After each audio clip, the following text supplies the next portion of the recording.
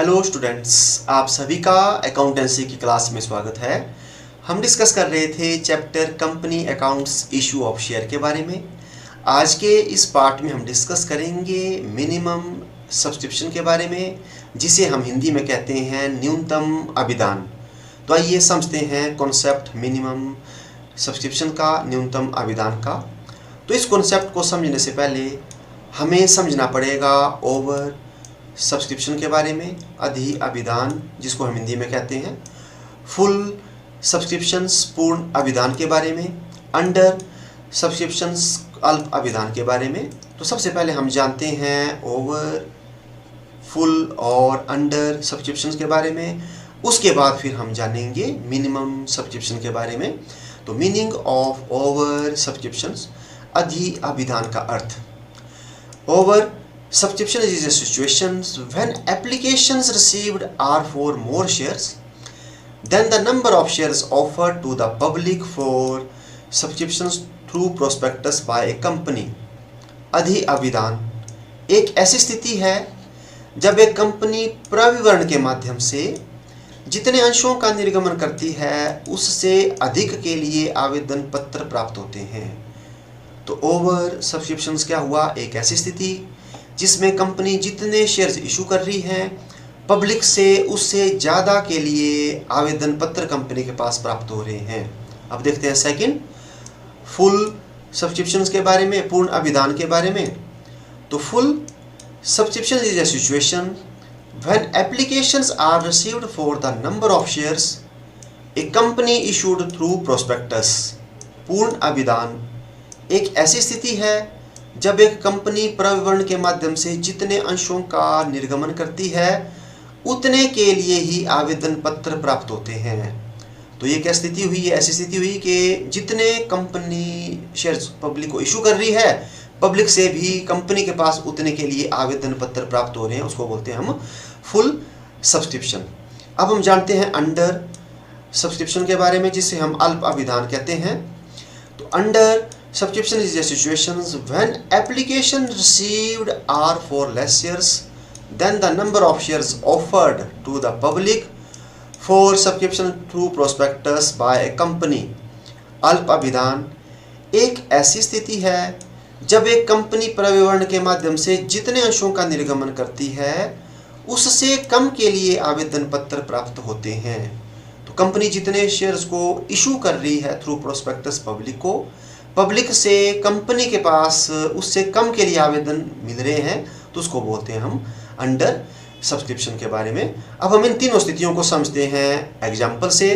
तो एग्जाम्पल में हमने 3 कॉलम लिए हैं। फर्स्ट लिया है हमने केस, और सेकंड लिया है number of shares offer to the public for subscription, और थर्ड हमने लिया है subscriptions of shares by public.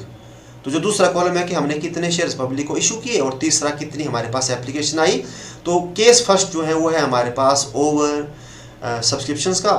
तो हमने एग्जांपल में माना है कि हमने 2 लाख शेयर्स जो है इशू किए हैं, मतलब कंपनी ने पब्लिक को 2 लाख शेयर्स इशू किए हैं, और जो एप्लीकेशन रिसीव्ड हो रही है वो हो रही है 2,50,000 शेयर्स के लिए। इसको बोलेंगे हम ओवर सब्सक्रिप्शन। अब आ जाता है फुल। तो फुल में क्या है कि कंपनी इशू कर रही है 2 लाख और एप्लीकेशन भी रिसीव्ड हो रही है 2 लाख के लिए। तो ये एग्जांपल हो गया फुल सब्सक्रिप्शन का। और अंडर में भी कंपनी इशू कर रही है 2 लाख शेयर्स और एप्लीकेशन जो है रिसीव हो रही है 1,80,000 शेयर्स के लिए। इसको बोलेंगे हम अंडर। तो जब 2 लाख से कम के लिए एप्लीकेशंस आती हैं, जैसे 1,90,000 के लिए आ गई, 1,80,000 के लिए आ गई, 1,70,000 के लिए आ गई, तो उसको बोलेंगे हम अंडर सब्सक्रिप्शंस अल्प अभिदान। तो जो हमारा जो कॉन्सेप्ट है वो है मिनिमम सब्सक्रिप्शंस के बारे में, न्यूनतम अभिदान के बारे में। तो इसका जो रिलेशन है वो अंडर सब्सक्रिप्शंस के से ही है, क्योंकि अंडर सब्सक्रिप्शंस में भी सेबी की गाइडलाइंस हैं, वो हम अभी डिस्कस करेंगे कि कितना अमाउंट कम से कम मिलना चाहिए, तभी हम क्या कर सकते हैं, शेयर्स को अलॉट कर सकते हैं। ठीक है, तो इसका जो रिलेशन है वो है अंडर सब्सक्रिप्शन से। ठीक है, तो अब हम जानते हैं मिनिमम सब्सक्रिप्शंस के बारे में। तो मिनिमम सब्सक्रिप्शन को बोलते हैं हम न्यूनतम अभिदान। तो minimum subscriptions refers to the minimum amount of capital that must be subscribed by the public before a company can proceeds with allotment of shares. न्यूनतम अभिधान से अभिप्राय पूंजी की उस न्यूनतम राशि से है जिसे किसी कंपनी द्वारा अंशों के आवंटन शुरू करने से पहले अवश्य ही प्राप्त कर लिया जाना चाहिए।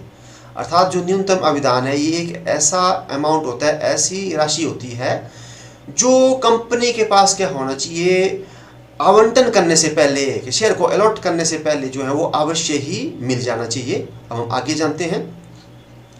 According to section 39(1) of the companies act 2013, no company can allot its securities to the public such as share, debentures, etc. unless the minimum amount mentioned in the prospectus has been requested. Company अधिनियम 2013 की धारा 39(1) के अनुसार कोई भी company जनता को अपनी प्रतिभूतियों जैसे अंश, ऋण पत्र आदि का आवंटन उस समय तक नहीं कर सकती जब तक कि प्रविवरण में लिखी गई न्यूनतम राशि प्रार्थित ना कर ली हो। तो इसमें क्या बोला कि कंपनी शेयर्स को अलॉट तभी कर सकती है पब्लिक को जो उसने मिनिमम सब्सक्रिप्शंस का अमाउंट प्रोस्पेक्टस में बताया है कि इतना हमारे को मिलना चाहिए, तो उतना नहीं मिलता है तो वो अलॉटमेंट नहीं कर सकती। ये बताती है कंपनी जो एक्ट है 2013 उसकी सेक्शन 39(1). आगे जानते हैं। Minimum subscriptions means the minimum amount which in the opinion of the director is necessary for the conduct of business activities। तो न्यूनतम अभिधान से ऐसी न्यूनतम राशि से है जो संचालकों के विचार में व्यावसायिक क्रियाओं के संचालन के लिए आवश्यक हो। तो मिनिमम सब्सक्रिप्शंस क्या होती है, इसके बारे में डायरेक्टर्स बोलते हैं कि जो हमने बिजनेस को चलाना है, बिजनेस की एक्टिविटीज़ को चलाना है, तो उसको शुरू करने के लिए जो बहुत जरूरी है उसको बोलते हैं हम मिनिमम सब्सक्रिप्शन। अब हम आगे जानते हैं। The minimum subscription should be sufficient for the following requirement. न्यूनतम अभिधान निम्नलिखित आवश्यकताओं के लिए पर्याप्त होनी चाहिए। तो क्या क्या रिक्वायरमेंट होती है उसको हम जानते हैं। तो फर्स्ट है टू पे the purchase price of properties purchased और टू बी परचेज्ड, क्रय की गई या क्रय की जाने वाली संपत्तियों के क्रय मूल्य चुकाने के लिए। ठीक है। सेकंड है for payment of preliminary expenses and brokerage, प्रारंभिक व्ययों व दलाली के भुगतान के लिए। और थर्ड है if a loan has been taken for any of the above work then for its payment, उक्त किसी कार्य के लिए यदि ऋण लिया गया हो तो उसके भुगतान के लिए। तो उक्त कार्य क्या हुआ कि जैसे आपने कोई एसेट्स परचेज की, ठीक है, या फिर आपने प्रीलिमिनरी एक्सपेंसेस किए और इनके लिए आपने लोन लिया था, तो उसकी पेमेंट करने के लिए भी मतलब जैसे जो है आपने लोन लिया है। और फोर्थ है फॉर वर्किंग कैपिटल, कार्यशील पूंजी के लिए। फिफ्थ है फॉर अदर एक्सपेंसेस, अन्य व्ययों के लिए। तो ये जो है ये हैं डायरेक्टर की ओपिनियन से, ठीक है, कि ये ऐसे खर्चे होते हैं जो बिजनेस को रन करने के लिए क्या होते हैं काफ़ी ज़्यादा ज़रूरी, और इसी को ही हम बोलते हैं मिनिमम सब्सक्रिप्शंस सेक्शन 39(1) है उसके अकॉर्डिंग। तो जब तक आपको इतना पैसा नहीं मिलता है तब तक जो कंपनी है अपने शेयर्स को पब्लिक को अलॉट नहीं कर सकती। अब आगे जानते हैं हम। जो सेबी की गाइडलाइन है, सेबी है security exchange board of India guidelines regarding minimum subscriptions. तो सेबी ने क्या गाइडलाइन दी है न्यूनतम अभिधान के संबंध में, जो उसके दिशा निर्देश है उसको हम पढ़ते हैं। तो as per SEBI guidelines the minimum subscriptions amount has been fixed at 90% of the total issued amount. SEBI के दिशा निर्देश के अनुसार न्यूनतम अभिधान की राशि कुल निर्गमित राशि का 90% निर्धारित कर दी गई है। तो आपको मैंने बताया कि एग्जाम्पल बताए, तो एग्जाम्पल में हमने क्या माना था कि कंपनी ने कितने शेयर्स इशू किए हैं, 2 लाख शेयर्स। तो सेबी ने डिसाइड कर दिया है कि 2 लाख शेयर्स इशू किए हैं, तो 2 लाख का अगर आपको 90% जो हैं तक रिसीव नहीं होगा तो फिर शेयर को अलॉटमेंट नहीं किए जाएंगे। तो 90% हुआ 2 लाख का 1,80,000 जो है शेयर्स, तो अगर आपको 1,80,000 से कम के लिए एप्लीकेशन आती हैं तो उस दशा में अलॉटमेंट नहीं होगी, ठीक है। और अगर 1,80,000 या उससे ज़्यादा के लिए एप्लीकेशंस आ जाती हैं, अगर हमने जो कंपनी ने शेयर्स इशू किए हैं 2 लाख, तो फिर शेयर्स को अलॉट कर दिया जाएगा। तो ये बताया। तो यहाँ से आपको एक MCQ भी बन सकता है कि सेबी की गाइडलाइंस कितनी है मिनिमम सब्सक्रिप्शन के लिए, तो वो है इशूड जो अमाउंट है उसका 90%, ठीक है, वो मिल जाना चाहिए मिनिमम, ठीक है। अब आगे देखते हैं। As per section 39(3) of the companies act 2013, the company should receive the minimum subscription amount within 30 days from the date of issue of the prospectus। Company अधिनियम 2013 की धारा 39(3) के अनुसार कंपनी को न्यूनतम अभिधान राशि प्रविवरण के निर्गमन की तिथि के 30 दिन के अंदर ही प्राप्त कर लेनी चाहिए। तो देखो, एक ये भी बड़ा इंपॉर्टेंट बात है, यहाँ से भी आपको एक MCQ बन सकता है। तो जो अमाउंट है मिनिमम सब्सक्रिप्शंस का, जो हुआ इशूड कैपिटल का 90%, वो आपको कब तक मिल जाना चाहिए? तो वो मिल जाना चाहिए कि कंपनी ने जब प्रोस्पेक्टस को इशू किया, ठीक है, प्रोस्पेक्टस को इशू किया, तो उस प्रोस्पेक्टस को इशू करने के 30 दिन के अंदर अंदर, तो मैक्सिमम 30 डेज होते हैं, तो 30 डेज के अंदर जो एप्लीकेशन आएगी उसमें 90% जो है वो मिल जाना चाहिए। अब आगे जानते हैं हम। If the company is not able to get the minimum subscriptions amount within this period, then the company cannot allot the shares and the entire application's amount should be refunded within the next 15 days। यदि company इस अवधि में न्यूनतम अभिदान की राशि प्राप्त नहीं कर पाती है तो कंपनी अंशों का आवंटन नहीं कर सकती तथा अगले 15 दिन के अंदर ही संपूर्ण आवेदन राशि वापस कर देनी चाहिए। तो देखो, आपको एक ये भी बताया कि कंपनी ने जितने शेयर्स इशू किए, अगर जितने शेयर्स इशू किए, अगर उसका 90% जो है कंपनी को रिसीव नहीं होता है तो वो देखा जाता है 30 डेज तक।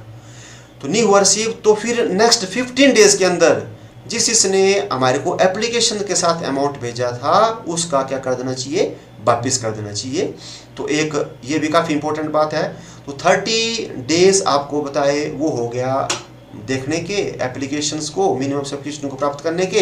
अगर नहीं हुई प्राप्त तो जो अमाउंट है उसको वापस नेक्स्ट 15 डेज के अंदर अंदर वापस कर देना चाहिए। अब हम आगे जानते हैं। फिर आगे है पेनल्टी, जुर्माना। If there is delay of more than 15 days in payment of the said amount from the company shall be liable to pay this amount along with 15% annual interest for the period of delay। यदि company उक्त राशि का भुगतान करने में 15 दिन से अधिक की देरी हो जाती है तो देरी की अवधि के लिए कंपनी 15% वार्षिक ब्याज सहित इस राशि को भुगतान करने के लिए दायी होगी। तो देखो, आपको बताया, फिर से बताता हूँ कि जो 30 दिन है वो है मिनिमम सब्सक्रिप्शन को प्राप्त करने के, और वो है इशूड कैपिटल का 90%। फिर अगर 90% नहीं मिलता है तो 15 डेज होते हैं जिनका एप्लीकेशन के साथ पैसा है उनको रिफंड करने के, और अगर जो है उनका रिफंड ना कर पाए 15 दिन के अंदर अंदर तो जितना फिर डिले होता जाएगा, जितने दिन जो है लेट होता जाएगा, तो फिर उसके ऊपर जो है 15% जो एनुअल है, पर एनम जो रेट है उस तरह से उनको विद ब्याज जो है राशि वापस करनी पड़ेगी। अब आगे देखते हैं। For this the directors will be personally और कलेक्टिवली रिस्पॉन्सिबल। इसके लिए संचालक व्यक्तिगत एवं सामूहिक रूप से जिम्मेदार होंगे। तो इसके लिए रिस्पॉन्सिबिलिटी किसकी होगी? ये होगी जैसे 15 दिन के अंदर अंदर वापस करने की, ये होगी डायरेक्टर्स की। अगर नहीं करते हैं तो फिर 15% पर एनम के हिसाब से विद ब्याज वापस करना पड़ेगा। A share certificate will be issued to each allottee for the shares allotted to him और will be credited to his demat account. प्रत्येक आवंटी को उसे आवंटित किए गए अंशों के लिए एक अंश प्रमाण पत्र जारी किया जाएगा या उसके डीमेट अकाउंट में जमा किए जाएंगे।